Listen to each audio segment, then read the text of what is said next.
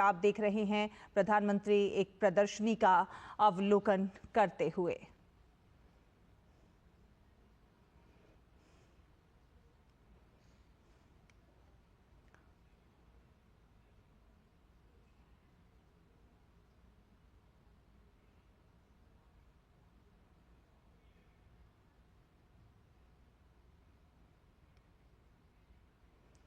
तो ये दृश्य आप देख रहे हैं किस प्रकार से समझा रहे हैं कि मौसम के प्रति किस प्रकार से तैयार रहना है, जलवायु के प्रति कैसे स्मार्ट बनना है। प्रधानमंत्री नरेंद्र मोदी इस प्रदर्शनी का अवलोकन करते हुए ये तमाम अलग अलग इक्विपमेंट्स के जरिए, साइंस के जरिए ये दर्शाने की कोशिश की जा रही है कि जो बदलती हुई जलवायु है, बदलता हुआ मौसम है, उसके प्रति किस प्रकार से हमें तैयार रहना है। हम जानते हैं प्रधानमंत्री नरेंद्र मोदी की कोशिश रहती है कि किस प्रकार से जो प्राकृतिक आपदाएं हैं उनसे लड़ने में हम सक्षम बने और तकनीक को विकसित करें। और उसी के एक बानगी आप देख सकते हैं, ये जो प्रदर्शनी है ये अपने आप में इस प्रदर्शनी में ये दर्शाने की कोशिश की गई है कि मौसम के प्रति किस प्रकार हमें तैयार रहना है। मिशन मौसम का आज प्रधानमंत्री नरेंद्र मोदी शुभारंभ करेंगे और हम जानते हैं कि इस मिशन का जो लक्ष्य है वो अत्याधुनिक मौसम निगरानी तकनीक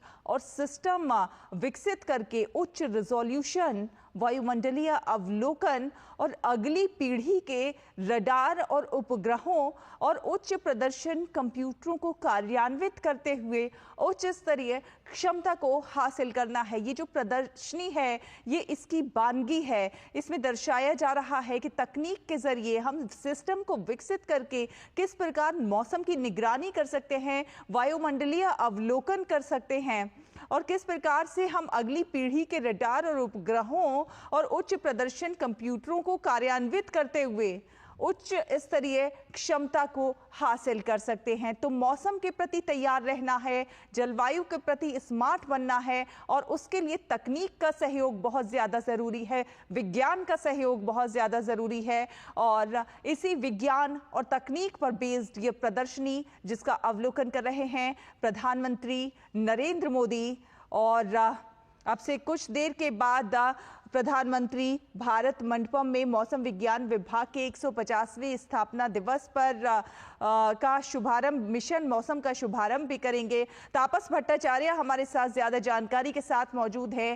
तापस, प्रधानमंत्री नरेंद्र मोदी एक भारत मंडपम में प्रदर्शनी का अवलोकन कर रहे हैं और कहीं ना कहीं इसमें दर्शाया जा रहा है, बताने की कोशिश की जा रही है कि किस प्रकार तकनीक के जरिए हम मौसम के प्रति तैयार रहेंगे, जो बदलती हुई जलवायु है उसके प्रति हम तैयार हो सकते हैं। बिल्कुल, इसमें कोई दो राय नहीं, क्योंकि अगर देश को आगे बढ़ना है और तो ये नए जमाने में नई तकनीक को लेके आगे बढ़ना। और ये आज जो आपके सामने आप देख पा रहे हैं, आईएमडी के साइंटिस्ट समझा रहे थे कि किस तरीके से आईएमडी ने 150 सालों में एक प्रगति की है अपने साइंटिफिक इक्विपमेंट के जरिए।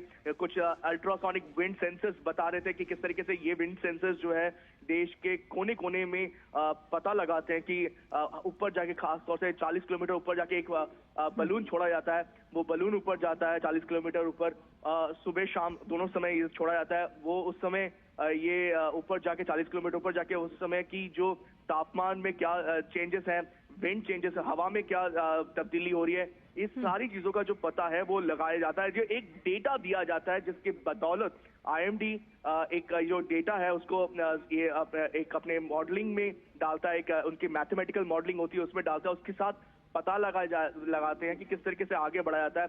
आप ये देखें, ये सारी चीजें एयरपोर्ट में भी लगाई जाती है। ये पायलट सेंसर्स है, रेडियो सॉन्डे बोला जाता है, अल्ट्रासोनिक विंड सेंसर्स लगाए जाते हैं, एटमॉस्फेरिक टेम्परेचर और रिलेटिव ह्यूमिडिटी एक पैमाना तय किया जाता है। और ये सारी चीजें जो डेटा इसमें से आता है, जो इंफॉर्मेशन आती है, ये सारी इंफॉर्मेशन एक सुपर कंप्यूटर में जाती है एक मैथमेटिकल कैलकुलेशन के साथ, जिसके जरिए रोजमर्रा सिर्फ नहीं एक पता लगाया जाता है कि क्या आगे कोई दिक्कत आ सकती है। जैसे मैं अभी दिल्ली की बात आपको बताऊं, दिल्ली में अगर अभी ठंड एक वेस्टर्न डिस्टर्बेंस आ रहा है, लेकिन दिल्ली के आसपास, दिल्ली में जो लोकलाइज्ड वेदर है उसका कैसे पता लगाया जाए, उसको ये पालम एयरपोर्ट में ऐसे सेंसर्स लगाए गए हैं। जो सफदरजंग ऑब्जर्वेटरी है आईएमडी का, वहां पे ये सेंसर्स लगाए गए हैं।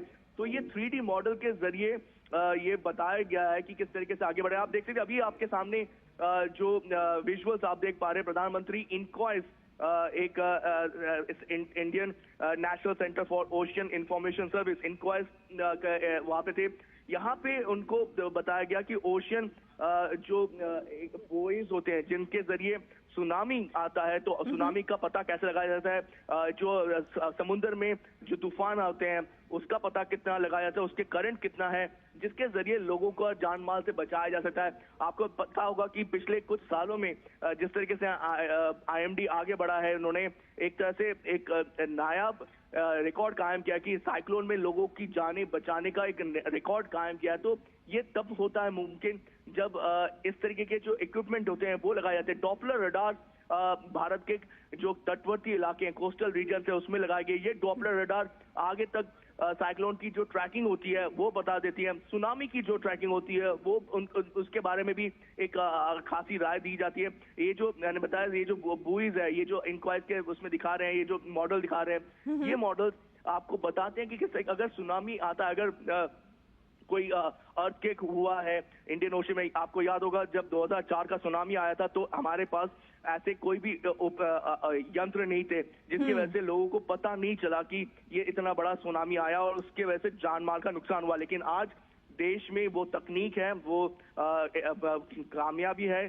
कि वो ये इस तरीके के सुनामी को पहले से ही डिटेक्ट कर सकते हैं और उसको आगे बढ़ाया जा सकता है। तो ये कहीं ना कहीं देश ये जो 150 सालों में आगे बढ़ा है, खास तौर से अगर मैं कहूँ पिछले एक दशक में जिस तरीके से भारत ने आगे बढ़ा है। आप सोचिए मिशन मौसम जो आज इसका आप प्रधानमंत्री औपचारिक एक तरह से ओपनिंग करेंगे, वो उसके हिसाब से 2000 करोड़ दिया जाएगा कि ये जो डॉपलर रडार है, जो कि एक तरह से आंख नाक कान है सबके आईएमडी के, ये अभी करीब 30 के करीब डॉपलर रडार है पूरे देश में। उनको 100 के ऊपर